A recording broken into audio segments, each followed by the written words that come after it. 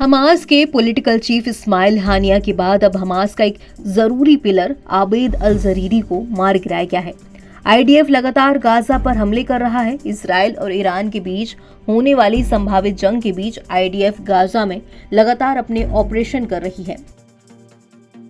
इस दौरान सोमवार को इजरायली सेना ने हानिया के बाद हमास के एक मजबूत स्तंभ आबेद अल जेरी को मार गिराया। आबेद गाजा में आम लोगों तक मानवीय सहायता पहुंचाने में सबसे बड़ा रोड़ा था।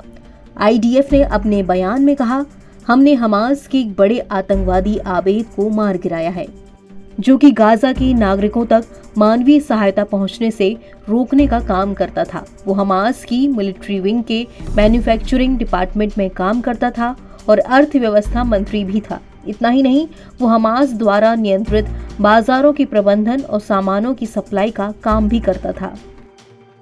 इजराइल की तरफ से गाजा पर हो रहे हमले रुक नहीं रहे। रविवार को इजराइल ने फिर से 2 स्कूलों को निशाना बनाया। इन हमलों में 25 लोगों की मौत हो गई है बताया गया है, जबकि दर्जनों लोग घायल हुए हैं।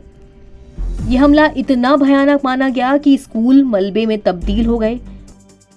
रेस्क्यू टीम ने 25 शवों को स्कूल से बाहर निकाला है, जबकि घायलों को आनन फानन में अस्पताल पहुंचाया गया। इन स्कूलों में विस्थापित फिलिस्तीनी रह रहे थे, जिनको निशाना बनाया गया है। वहीं गाजा में सीज फायर के प्रयासों को झटका लगने के बीच इजरायली पीएम बेंजामिन नेतन्याहू ने ईरान और उसके सहयोगी देशों को कड़ी चेतावनी दी है। अपनी कैबिनेट मीटिंग के दौरान नेतन्याहू ने कहा कि यदि किसी भी मुल्क ने इजरायल को नुकसान पहुंचाने की कोशिश की तो उसे इसकी भारी कीमत चुकानी होगी। वो किसी भी देश के आगे असहाय नहीं है। नेतन्याहू ने ईरान का नाम लेते हुए कहा, ईरान और उसके समर्थक हमें 7 मोर्चों पर आतंक के घेरे में घेरना चाहते हैं। उनकी दिखाई देने वाली आक्रामकता अतृप्त है, लेकिन इजरायल असहाय नहीं है। हम हर मोर्चे पर, हर क्षेत्र में दूर दूर तक उनके खिलाफ खड़े होने के लिए दृढ़ हैं। जो भी हमारे नागरिकों की हत्या करेगा उसे करारा जवाब दिया जाएगा। तो वहीं स्कूल के हमले पर इजरायली सेना ने भी कबूल किया कि उसने गाजा शहर के 2 स्कूलों में मौजूद सैन्य परिसर पर हमला किया है। शनिवार को भी इजरायल ने उत्तरी गाजा के शेख रडवान में हमामा स्कूल पर हमला किया था, जिसमें 16 लोगों की मौत हुई थी और 21 लोग घायल हुए थे।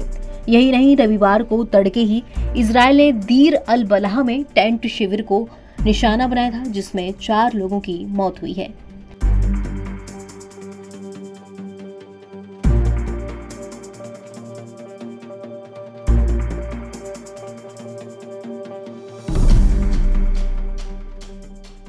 एनबीटी ऑनलाइन की रिपोर्ट।